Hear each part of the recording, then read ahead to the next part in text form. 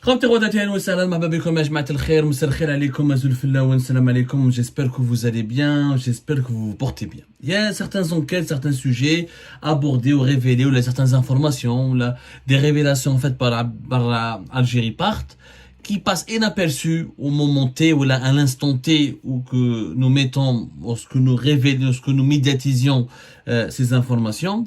Quelques semaines plus tard, les autorités algériennes adoptent des mesures qui traitent exactement du problème que nous avions abordé dans les émissions quelques semaines ou quelques mois auparavant. Mais bien sûr, les gens ne comprennent pas, ils ne savent pas pourquoi les autorités algériennes réagissent à chaque fois tardivement.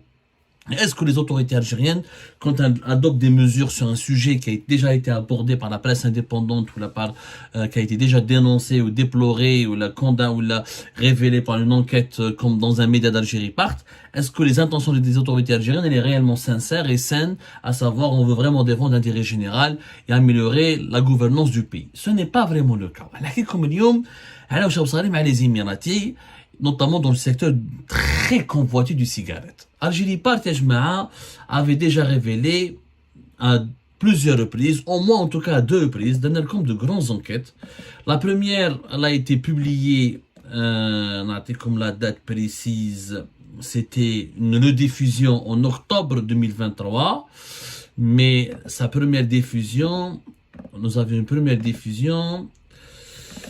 Donc on colle comme Yanes, rappelez-vous de ce que nous avions dit il y a de cela 4 mois, c'était le 19 septembre 2023. La première révélation, la première enquête que nous avions faite sur le marché du tabac en Algérie, on a expliqué comment le régime Tebboune veut torpiller, veut enlever ce marché du tabac sur lequel les Émiratis en Algérie exerçaient une emprise depuis 2002. Et cette emprise a pris des proportions inédites et historiques depuis 2016. Et on a expliqué comment ce marché qui pèse plus de 3 milliards de dollars. Et quand on dit que le marché des cigarettes il pèse 3 milliards de dollars, c'est une estimation minimale. Parce qu'il y a beaucoup de trafic. Il y a beaucoup de cigarettes qui sont vendues sous le manteau, la contrebande. La majorité des cigarettes vendues illégalement en France viennent de l'Algérie, de trafiquants algériens. Plusieurs stewards à Air Algérie, des importateurs, des contrebandiers, des réseaux entiers sont démantelés régulièrement par les services de sécurité en France. Des réseaux de contrebande et de trafic et de transport illicite et illégal de quantité considérable de cigarettes. Les cigarettes en Algérie, après le pétrole et le gaz, c'est le deuxième secteur le plus juteux. Très juteux. Ce marché était monopolisé par les Émiratis. Déjà que les Américains sont intervenus parce que Abdelmajid Tebboune et son système voulaient dégager ou la sortir, éjecter du marché la fameuse Time, la société algéro-émiratie de fabrication du tabac, qui est le représentant exclusif du groupe américain, le géant américain Philip Morris International en Algérie.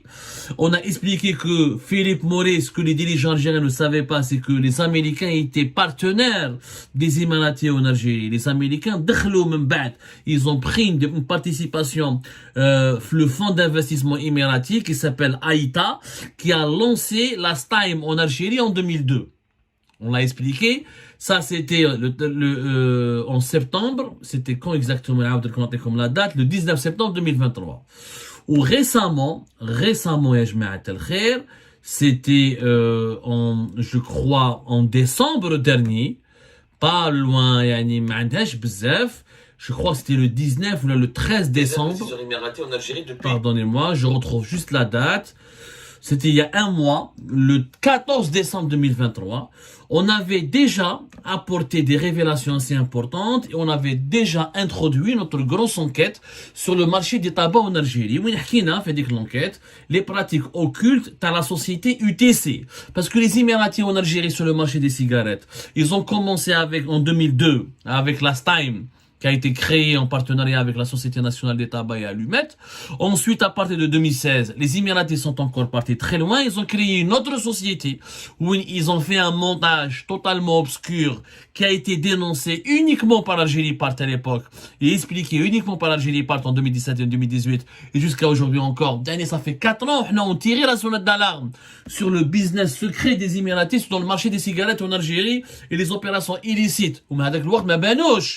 هذاك الوقت تبون ما هدرش كان بريمي مينيستر في 2017 il s'est jamais attaqué aux Émiratis à l'époque في début 2020 il s'est pas attaqué aux Émiratis ودوك نوري لكم certains documents يخلعوكم parce qu'on a ramené des documents, etc. où jusqu'à 2021, les Émiratis faisaient des transferts de devises depuis l'Algérie jusqu'à l'étranger dans plusieurs pays, notamment dans des sociétés immobilières, et avec la complicité de la Banque d'Algérie et des banques algériennes.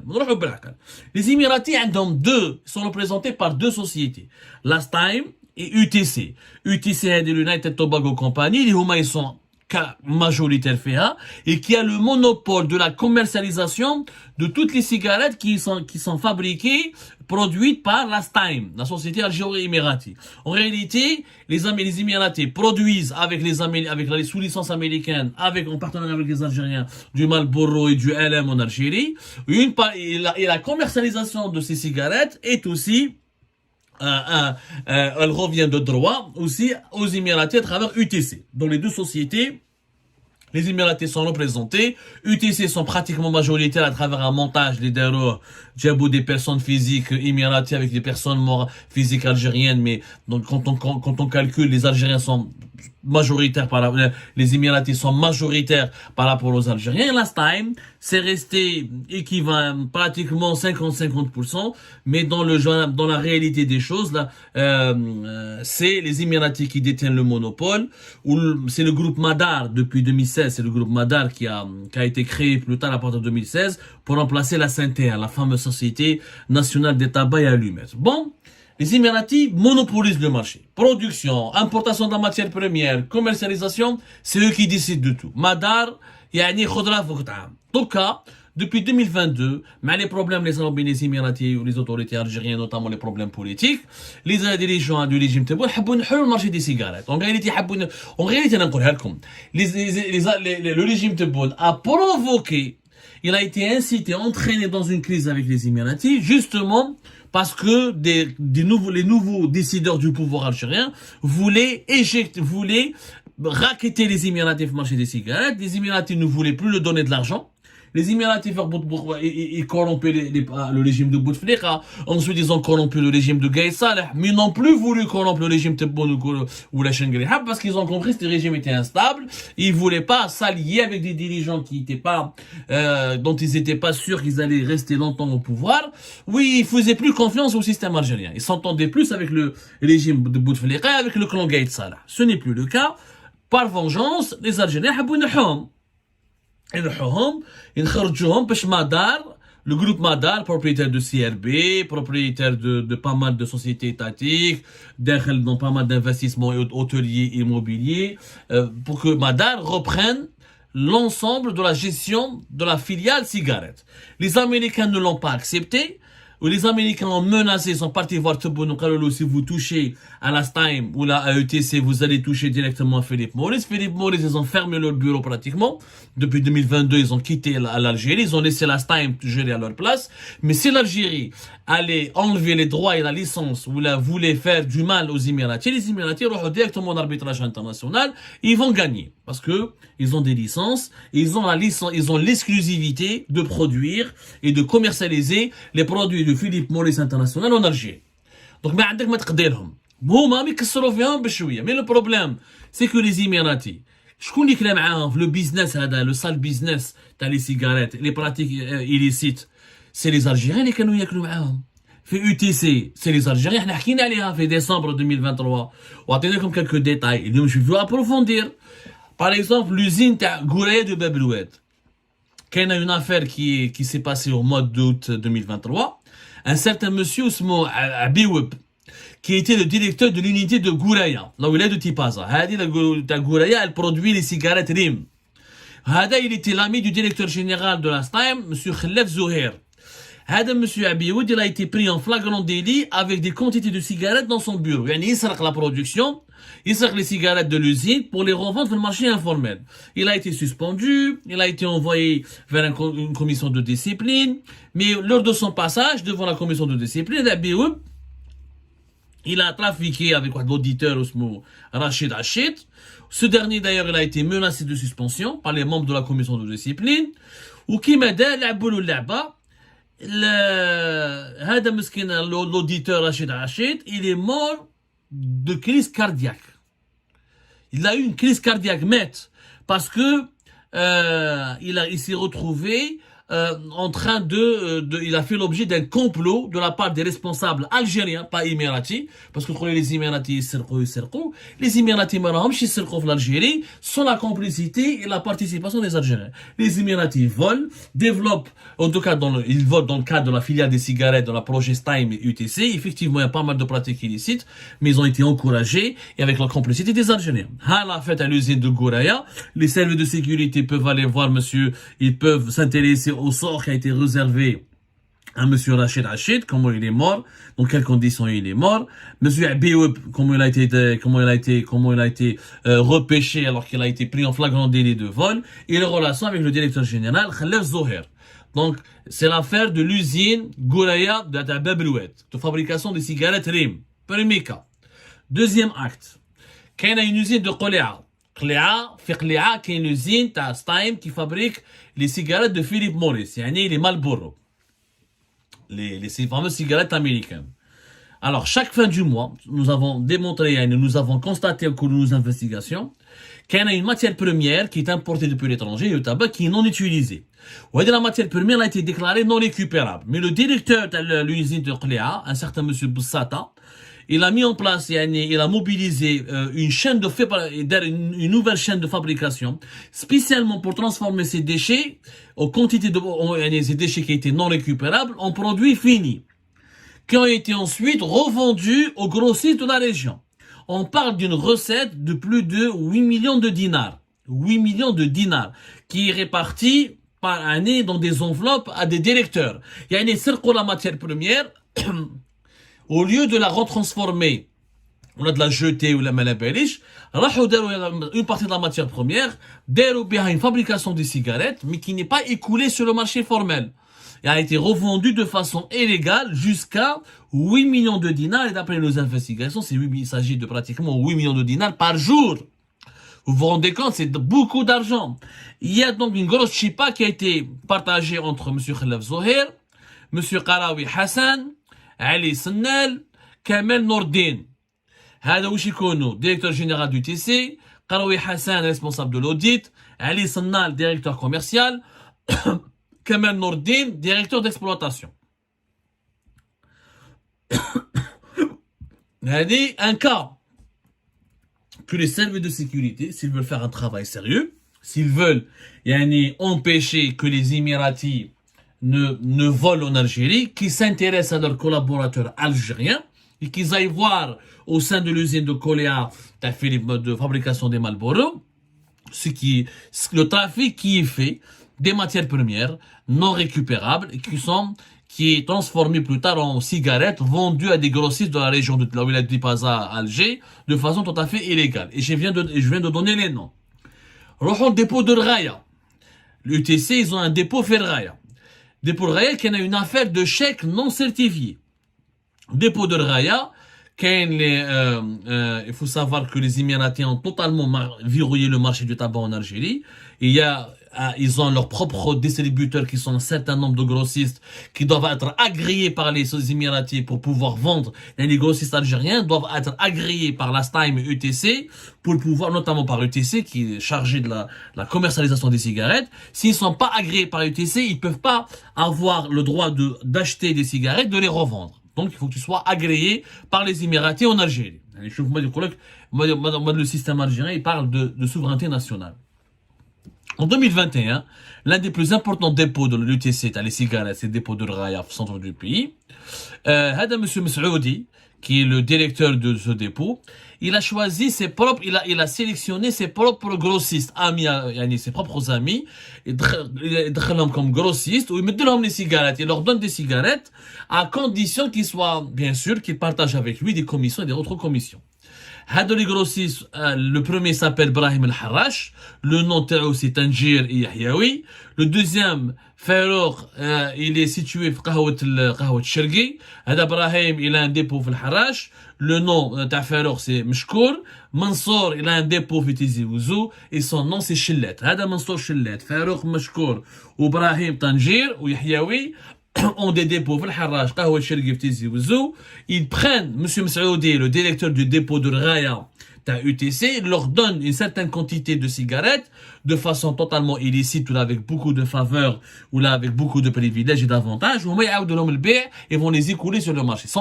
C'est devenu des grossistes choyés par les responsables du UTC. Il y a d'autres grossistes, un certain Youssef Houssandi, il a une société qui s'appelle Sar Abdelrahman, Lies Arouiba, le notaire au Bukhari, ou Amr Femsila. C'est des grossistes, ils font des bons de transfert, ils trafiquent un peu la comptabilité, il y a de l'argent, ce sont des gros clients qui prennent des grosses quantités de cigarettes en remettant des chèques non certifiés. Voilà. C'est-à-dire que Houma, ils donnent à UTC des chèques non certifiés, mais les Émiratis, à travers leurs collaborateurs algériens, leur donnent des cigarettes qu'ils vont ensuite revendre en toute illégalité parce que normalement, ils ont été sélectionnés sur un processus basé sur le favoritisme et la corruption, et ils n'ont pas payé préalablement leurs marchandises comme il se doit, et c'est comme ça qu'une fois que la marchandise a été vendue, il y aura ensuite plusieurs versements. Ces grossistes vont faire plusieurs versements dans des comptes bancaires, la BAD, la Gulf Bank, la HSBC, pour que les responsables du TC récupèrent une partie de cet argent pour leur propre poche, et une autre partie réintègre la comptabilité de l'entreprise, et c'est comme ça qu'on a l'impression qu'il n'y a pas de trafic et que les grossistes agréés par UTC ne font pas de trafic. C'est un des cas où d'ailleurs il y a beaucoup des services de sécurité ont été alertés, des enquêtes devaient commencer depuis 2021, des chiffres ont été avancés par des sources anonymes, par des lanceurs d'alerte, mais rien n'a été fait. Je dis bien, rien n'a été fait. Bon, il y a des affaires, le dépôt d'Awad Sammar, le dépôt de Blida, mais le plus intriguant, c'est l'affaire des transferts à l'étranger. Vous voyez comme des documents, de toute façon, tu sais comment on travaille sur Algérie Part, un document. Ça, c'est des ordres de versement. On va après quand on va faire du montage, quand on va faire du montage plus tard, les chèques les non certifiés, entre les grossistes et les responsables du TC dans certains dépôts de TC pour revendre illégalement ou illicitement des quantités importantes de cigarettes. Et là, ça, vous avez des transferts. Ce sont des transferts en devises opérés par l'UTC. Le compte principal à l'UTC, ils ont un compte devise la banque HSBC. Ou HSBC, depuis le compte à UTC, depuis le compte à HSBC Alger, UTC fait des transferts vers des sociétés basées à l'étranger, Marina Investment en France, Encore Investment en Espagne, Bright Investment au Luxembourg, ou la Amber Investment en Grande-Bretagne. Et tous ces comptes, toutes ces sociétés étrangères ont bénéficié de virements effectués depuis l'Algérie, depuis la HSBC, depuis la banque HSBC Alger, à travers le compte de l'UTC, avec la bénédiction visiblement de la Banque d'Algérie. Donc UTC, elle prétend qu'elle est en train de transférer ses dividendes. Hamlik les documents qui le prouvent. Voilà. Ce sont des transferts vers des sociétés hado qui sont spécialisées dans quoi? Entre autres dans la gestion de portefeuilles d'investissement, notamment dans l'immobilier. C'est-à-dire que les Émiratis biont les cigarettes en Algérie, où ils transfèrent une partie de leur argent vers des sociétés basées à l'étranger qui sont des fonds d'investissement, mais qui sont essentiellement dans le domaine de l'immobilier, notamment en Espagne, en France, ou en Luxembourg, ou en Grande-Bretagne. C'est avec l'argent qu'ils gagnent en Algérie, ils achètent des biens immobiliers à l'étranger. La réglementation algérienne, elle est très stricte sur le transfert des dividendes. Un investisseur étranger, il a le droit de récupérer son argent, mais normalement son argent, le fruit de ses investissements en Algérie, c'est du bénéfice. Il est censé le rapatrier chez lui, dans son compte principal, dans son pays principal, à savoir les Émirats Arabes Unis par exemple, et ensuite il en fait ce qu'il veut. Mais transférer de l'argent depuis la banque, depuis une banque agréée en Algérie, vers l'Espagne, la France, et Luxembourg ou la Grande-Bretagne, au profit de sociétés immobilières, انا هذه ما فهمتهاش. J'aimerais bien que les autorités algériennes m'expliquent. C'était en année 2021. Tous les documents que nous avons, c'était pour l'exercice 2021 et nous allons, encore une fois, diffuser et accrocher lors d'une deuxième diffusion avec un montage élaboré. Nous allons inclure ces chèques, etc. et ces ordres de versement. Il y a encore pas mal de choses à dire sur les dessous des pratiques mafieuses du marché des cigarettes. Comme ce sont 3 milliards de dollars, si ce n'est pas plus, moi je dirais 4 milliards de dollars. Au moins, vous avez au moins 1 milliard de dollars qui fait l'objet de trafic. Évasion fiscale, marché informel, des cigarettes non déclarées, revente sous le manteau, trafic contrebande à l'étranger. Vous avez minimum 1 milliard de dollars.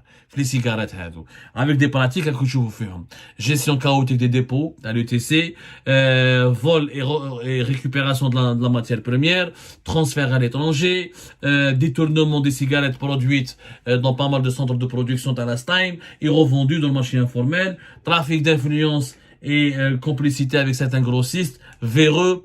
Tout ce que je suis en train de rapporter là, les services de sécurité peuvent le confirmer, peuvent le vérifier, les documents sont là, les faits sont là, il suffit juste d'enquêter sérieusement. Donc, Lyon, quand les autorités algériennes, récemment, pourquoi on a fait cette émission? Parce que les autorités algériennes, le ministère de la Justice aurait, il y a de cela 3 jours, il y a 48 heures ou 3 jours de cela, ordonné à tous les notaires de ne plus faire la moindre transaction avec les 2 sociétés émiraties chargées dans le domaine de distribuer et de commercialiser de produits de cigarettes en Algérie, à savoir l'UTC et la Time.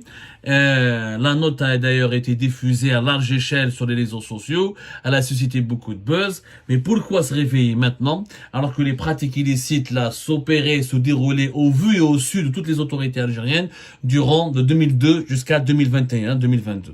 La réponse elle est simple, parce que maintenant la mafia algérienne ne veut plus partager l'argent que ramène le business juteux des cigarettes avec la mafia émiratie. La mafia algérienne veut s'approprier l'ensemble de ce business, elle veut s'approprier toute seule ce business et elle veut le conserver et elle veut le gérer et elle veut garder tout l'argent pour elle. Mais les Émiratis, malheureusement, pour cette mafia algérienne, je ne pense pas qu'ils vont se laisser faire.